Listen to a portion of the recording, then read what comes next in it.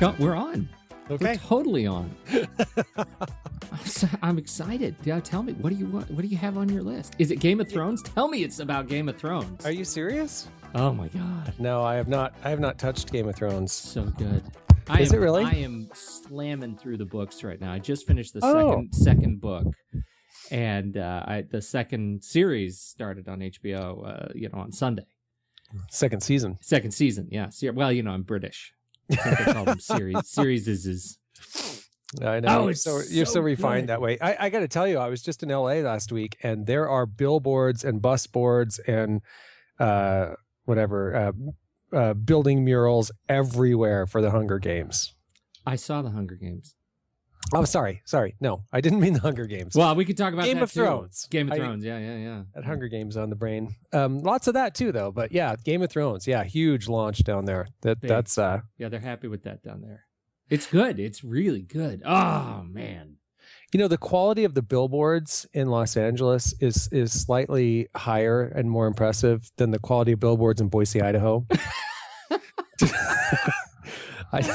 Just an observation. That's fascinating. I wouldn't have expected that. I know. Isn't that crazy? I know. You think that sort of it's a boutique market in Boise, so you expected to put a. I'm sorry. Yeah, what? it's the billboards here are awful. That's my honest opinion. Yeah, a lot of just sort of Christian stuff and the kind of and companies where their only real visual is the dude that owns the company. Yeah, that's always a problem. I hate those. Yeah, it's pretty rare when that works. I don't know, when does that when does that work? I don't actually know when. I actually don't. I don't know the rules for that. Maybe I don't. Okay, David Allen. Maybe getting things done. Maybe Covey. Maybe Stephen Covey. No, he's ugly. Not even. You seen him? Yeah, he's not. He's not an attractive. Is he a face for radio? David Allen's a handsome man. Right. It works when it's Marie Osmond. There's one. Marie Osmond. All right. When it's Oprah Winfrey, every cover of her magazine. It works then, I think. But yeah, not when it's a title company, let's say, or anyway. Law firms never works. And I'll tell you something that might surprise you. And so you notice this when you drive between Boise and Salt Lake. And Salt Lake is billboard country. Yeah. There's lots of billboards there because a couple of billboard companies have some very strong lobbyist ties. It's a big issue in Utah, but anyway, they're everywhere. You notice when you hit Salt Lake that there are a lot of plastic surgery billboards. Fascinating. And that's one where, again, the owner of the company is not the image to put up. Hey, I got a question for you. We got a short show here, but I'm curious. I'm just, as I was walking in, trying to, come up with a few notes for the show. And honestly, the question that I think is most on my mind right now, we've talked the last few shows about this idea that we're a little jaded with, some overt marketing tactics, sometimes marketing in general, promotion run amok. But I'm curious how you feel or differentiate between what we might term, this big marketing umbrella, and if we were to put on the other side community engagement or community, I don't know, instead of a marketing director, a community director, how do you feel about those? And do you have the same sort of, jaded response to that effort from a company versus, let's say direct response marketing or even branding? Yeah, that's a really good question. I think I generally feel very good about it, and I think I'm bullish on the position in organizations. I think when it is done well, it is a position of engagement, right? When it is done poorly, it's a position of response. Does that make sense? It does. That's really good. Yeah. I think I think there is a mistaken philosophy of community management that says that, this position exists to run the Facebook page, to post all of our existing, promotions on our Facebook and Google Plus and Twitter feeds, and, to just manage clicks and likes and links. And just, when it comes time to give us a marketing report of interactivity or engagement, that's what that represents. And I think there is a very special skill set that goes into building engagement and actually sort of fostering a customer community.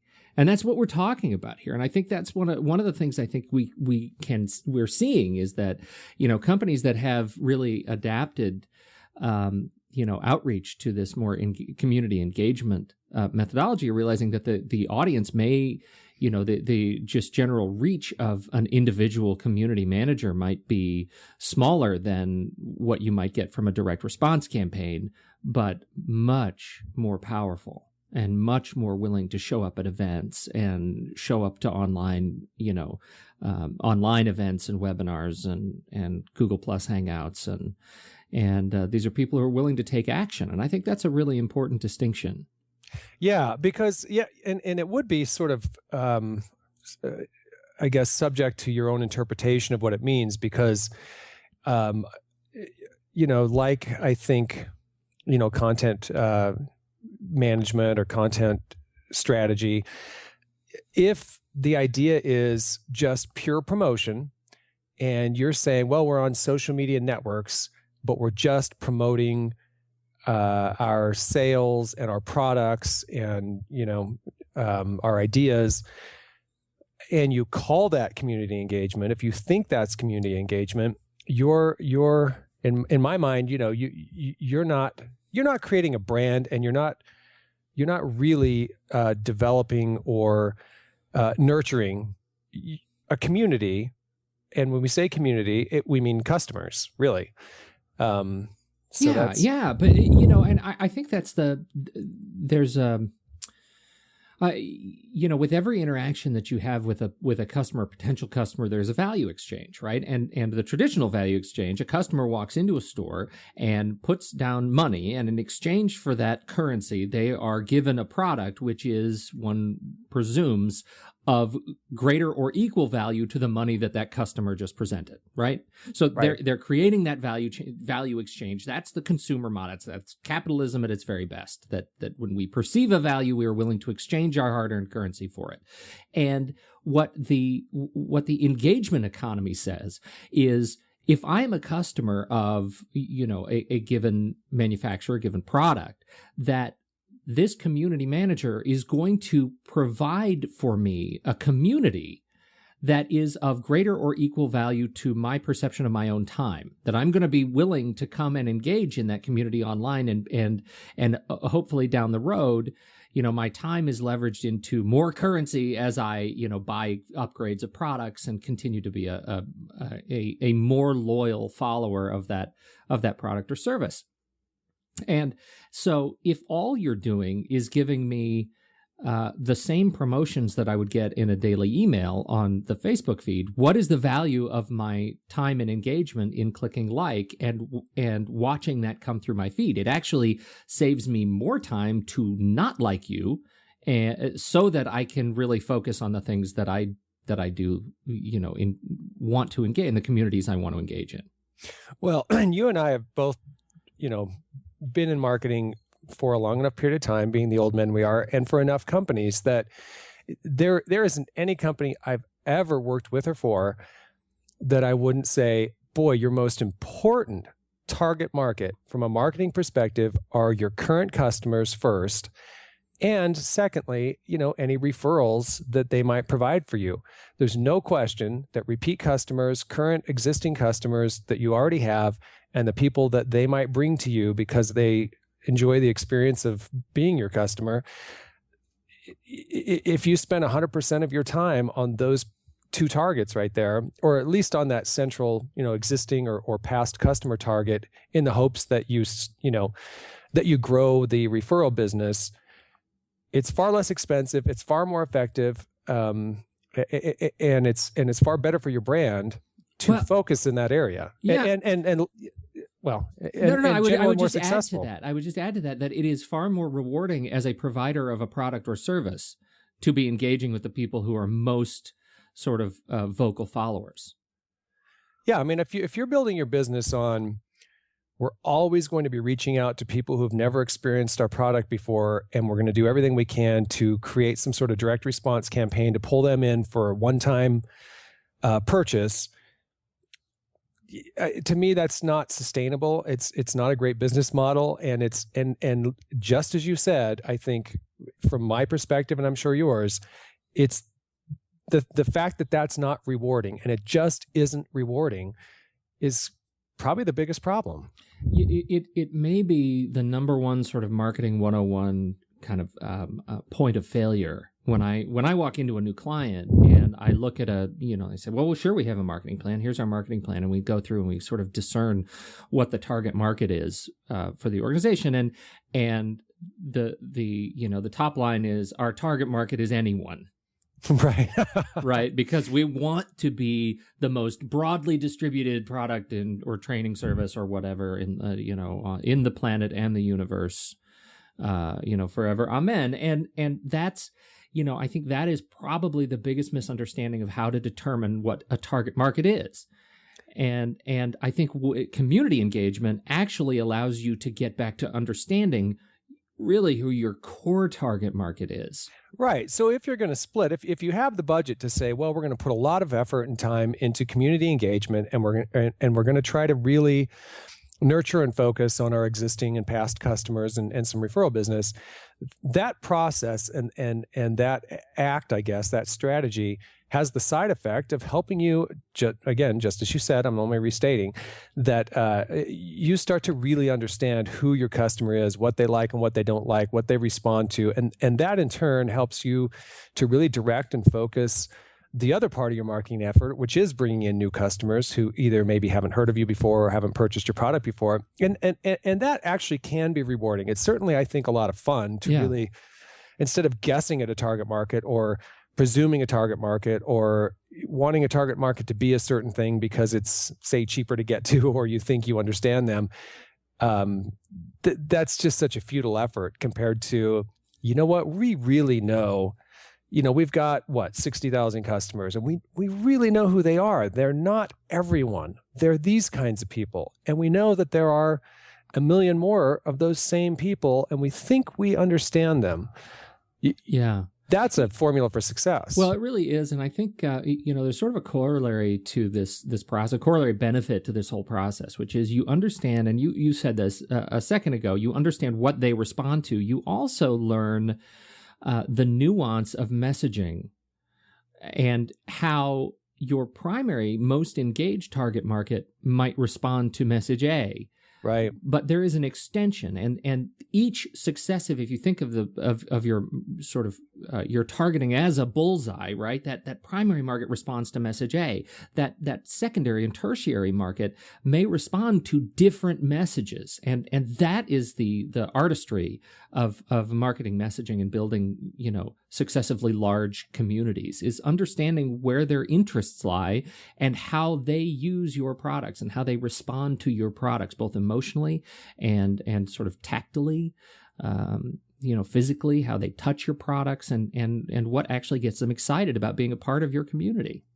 I think right here we've basically spoken some brilliance. I think we've laid down, just really in a really compact and brilliant way, exactly the solution to every current company's strategy. And if anybody has, an idea that they're going to launch, we have entrepreneurs out. This is it. Well, so we're done. That's awesome. I only have one more thing I want to get from you. Oh, okay. Well, I have something for you too. So who you want to go first? Go ahead. Well, mine is the sort of the dark side of this, which is, you run into a client organization that has set up, a Twitter feed and a Facebook feed and a Google Plus feed, and they're all automated through some sort of enterprise level. We'll repost one message to all of these at the same time, but nobody is really engaging in them. what do you usually say to a client like that says, oh, sure, we're engaged. Look at all of our Facebook stuff. Well, there was a time when I would have said, gee, okay, whatever. As long as I'm going to, get paid to be hired to do this campaign, great. But I have no interest. I honestly, if that's what that company wants to do, there's no room for me. There's no room for real marketing. And for me, I think when you say that, and when I hear people say that, and every time it comes back to that, I think, the opportunity that you have that you're not taking advantage of that really is crucial. The principle at stake here, I think, is this concept called listening. And if you're not utilizing either this platform or these tools to understand and listen, then you're missing it completely. And honestly, I have no desire to be involved. Interesting. You're a hardliner. It depends on how hungry I am, I guess. But well, I guess my response is very similar, which is, it goes back to the, we had that long talk about Steve Jobs' bio, when it came out, and it's that it's that idea of focus. And so my usual response is, how willing are you to start closing down these properties? Because what you're telling me is that you are, you're using the shotgun approach to social media, and until you pick one and really understand it and how your audience interacts on it, you got to close them all down and start from scratch and build this plan from the beginning in a way that really, makes sense. Are you willing to make that kind of a sacrifice? And I'm with you. I mean, if they're not willing to make sacrifices at the level of staff they have to run and understand each property, then I'm not really willing. That's not a project that's a good fit for me either. No, I mean, yeah, it's if you want to help get that launched for a couple of months, but in the long run, it shows a misunderstanding of the commitment required. Yeah, and so we were talking earlier about is it fulfilling? Is it engaging? Is it something? If you're a company, is it something that really provides satisfaction? But it's also true if you're the agency, in my opinion. I mean, I think, if you're an agency or a consultant or whatever, I think the same thing applies, that you want to be involved in work that is fulfilling and that does help, foster the brand and grow an identity and understand customers. And I think there's just an opportunity that when you take it to, you called it the dark side, it's just not fun. There's nothing fun about that. It's not fulfilling. It's not satisfying. There's nothing, it's empty. Right. And it takes us back to, when we start to make fun of marketing and the things about it that we're jaded about. Well, that's kind of a bullseye right there. Yeah. What was that last thing you wanted to talk about? I just wanted to know if you're using and enjoying Dragon Speak. Like naturally speaking? Dragon Speak? Dragon like, is that what it's called? Dragon naturally speaking.